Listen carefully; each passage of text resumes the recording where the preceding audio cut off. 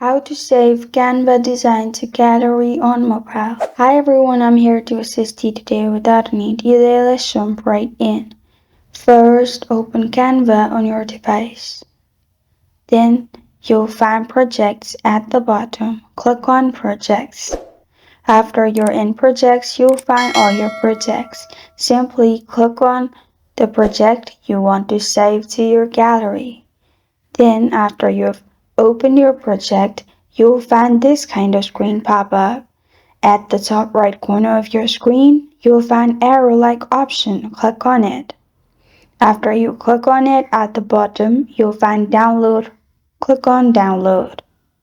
Now, in here, make sure file type is PNG. After that, press on download and it will be saved to your gallery. This is how to save Canva design to gallery on mobile. Thank you for joining me today. If this video helps you out, please leave a like and subscribe for more. Got a question or want to suggest a topic? Comment below. Thank you for watching.